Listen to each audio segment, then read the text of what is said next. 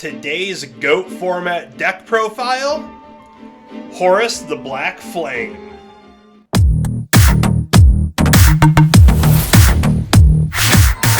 What's up, guys, and welcome back to the channel.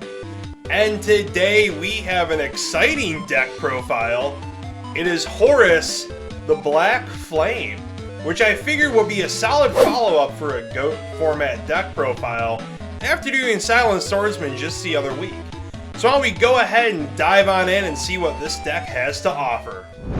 Alright guys, and as you know, with Horus the Black Flame, it's all about level manipulation. From his level 4 to his level 6, and then to his big baddie, the level 8. So we're starting off with one copy of level 4. He's nothing too crazy, nothing to write home about, but we do play one copy because we are playing the spell card level up in our deck as well too. But when he does destroy a monster on our opponent's side of the field by battle, we can send him to the graveyard and bring out a level 6 from our deck. So, not too bad, not too bad. Moving on, we have two copies of Horus the Black Flame level 6. A little common, but then we also have this beautiful ultimate rare as well too that you know I had to show off. So the nice thing with level 6, we don't need to summon him from the effect of 4, so we can just tribute summon for him. Not only that, he's actually unaffected by spell cards as well too, so solid little bonus as well. Just like level 4, during the end phase, if he destroys a monster as a result of battle, we can bring out the big boy himself, Horus the Black Flame level 8, which you're only playing one copy of because he is so difficult to summon out. But he negates spell cards on the field and destroys them. So, pretty solid beater. Level 8 on top of that, and that does play into a little bit later down the line. So we run one copy of the level 8 version of Horus the Black Flame Dragon. Moving on, we have another level 8 beater. Of course, Blackluster Soldier, Envoy of the Beginning. A staple level 8 in any GOAT deck. So we do have one copy of him. We run 3 copies of Gravekeeper's Spy. Just another way to keep monsters on the field so we can tribute them off for Horus level 6. So solid recruiter, Gravekeeper's Spy is. Next, we have 2 copies of Magical Merchant. Just help mill cards a little bit quicker and help us see that level up spell card that's in our deck. Next, we have 2 copies of Magician of Faith. Just help us recur those powerful spell cards that we do have in our deck, like Level Up, Pot of Greed, Graceful Charity, etc., etc. GOAT format has way too many good spell cards. So we run 2 copies of her, then we run 2 copies of Mystic Tomato. Again, just a solid recruiter, which can also help bring out our 1 copy of Sangan as well too. Next, we have 1 copy of Jinzo. Now, the Horus dragons can stop spell cards, but luckily we have Jinzo in here to help negate the trap cards that our opponent's going to be running as well too. So as you all know, Mirror Force does run pretty rampant, as does Torrential Tribute. So, have Jinzo to help kind of balance that out, help protect those dragons. Of course, with spot removal, we do have Breaker the Magical Warrior as well too.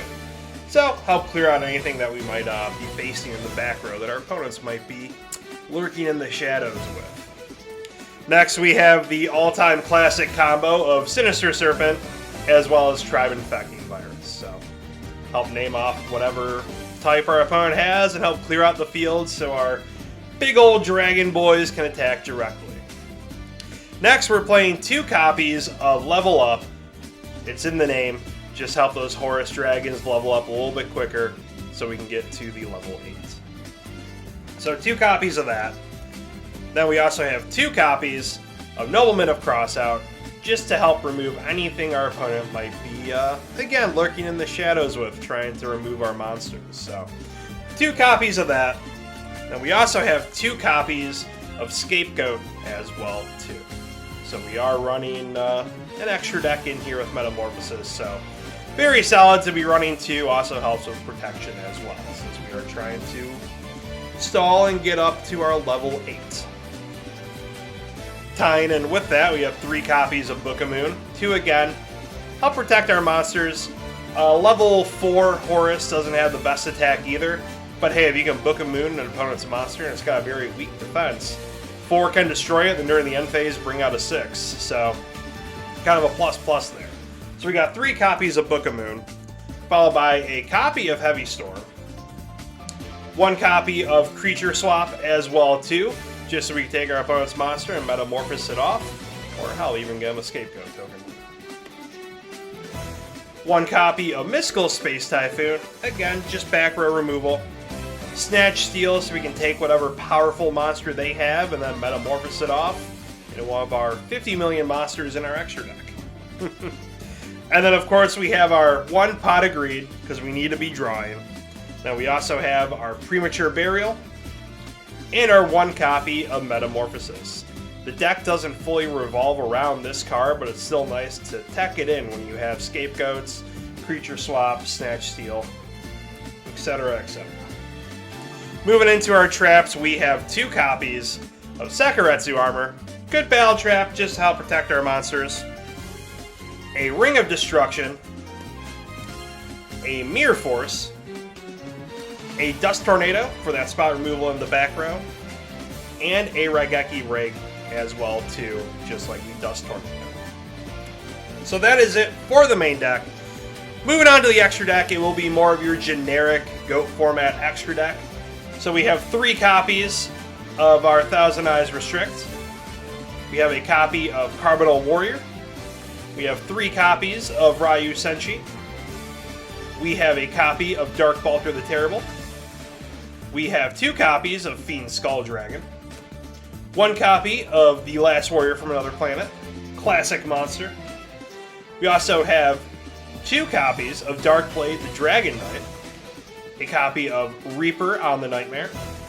And then, of course, ending it all, we have 2 copies of Gatling Dragon to round out our Horus the Black Flame deck. So there you have it, guys. That is our Horus the Black Flame Dragon deck. Let me know down below what you would do differently. It's very similar in playstyle to the Silent Swordsman deck that I just recently had on the channel. I figured, hey, we're hitting Silent Swordsman, why don't we go ahead and hit the OG baddie himself, Horus, which everyone loves. But yeah, comment down below what you'd like to see next. Maybe I'll do a Armed Dragon as well. I know that's one of the big baddies everybody loves as well too. So be sure to hit that subscribe button if you want to see more deck profiles, more pack openings as well too. We will see you guys on the next one. Goodbye, and good night.